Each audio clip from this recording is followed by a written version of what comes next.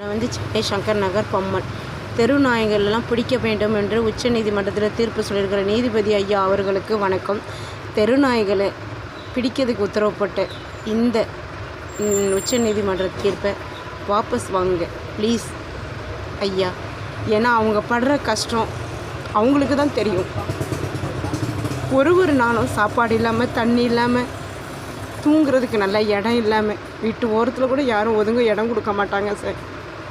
அதே மாதிரி சின்ன குழந்தைங்கள கடிக்குன்னு சொல்கிறீங்களே, சின்ன குழந்தைங்க அவங்கள எவ்வளோ துன்புறுத்துகிறாங்கன்னு தெரியுமா? பெரியவங்க வண்டியில் போகிறச்ச பக்கத்தில் போய் இருந்து ஹாரன் அடிக்கிறாங்க அவங்க தூங்கிட்டு இருக்கிறச்ச. அந்த பயத்தில் தான் அவங்க ஓடி போகிறாங்க கடிக்கிறதுக்கு.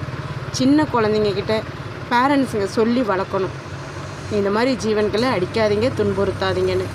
ஸ்கூலில் டீச்சர்ஸுங்களும் அதே மாதிரி இந்த ஜீவன்களை அடிக்கக்கூடாது, அது செல்ல பிராணி அப்படிங்கிறத சொல்லி வளர்க்கணும், சொல்லி கொடுக்கணும்.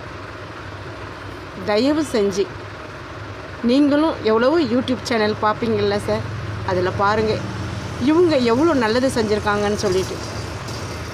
இவங்களை இன்றைக்கி ஃபுல்லாக நீங்கள் இந்தியா ஃபுல்லாக அவங்கள இல்லாமல் பண்ணிட்டீங்க அப்படின்னா திருடங்களுக்கும் குடிகாரங்களுக்கும் கற்பழிக்கிறவங்களுக்கும் ரொம்ப வசதியாக போச்சு.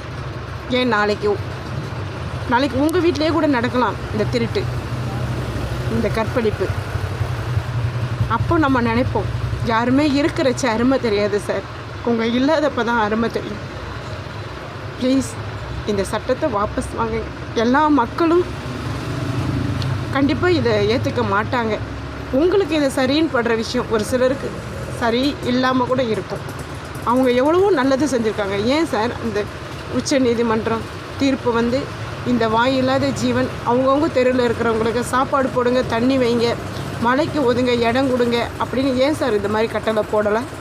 அப்போ அவங்க எப்படி செத்தாலும் பரவாயில்ல அப்படின்னு தானே சார் நீங்களாம் அப்போ இருந்தீங்க.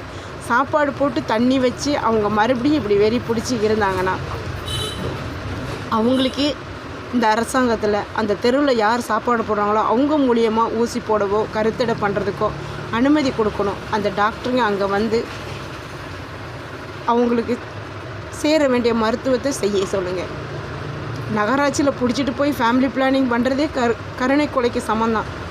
ஏன்னா அவங்க பிடிச்சிட்டு போகிறாங்களே அந்த ஒரு நாயும் எத்தனை நாள் சாப்பிட்றன்னு யாருக்கும் தெரியாது. ஆனால் நீங்கள் கொடுக்குற அந்த மருந்தோட வேகம், ஃபேமிலி பிளானிங் பண்ணிவிட்டு வந்தோடனே அவங்க ஒரே வாரத்தில் இல்லை 15 நாளே இறந்து போயிடுவாங்க. இதுவே கருணை கொலைக்கு சமந்தான் சார். இந்த முருகப்பெருமான் கடவுளாக உங்களை நினச்சி நான் கேட்குறேன், இந்த வாபஸ் வாங்கிடுங்க இந்த சட்டத்தை. அப்படி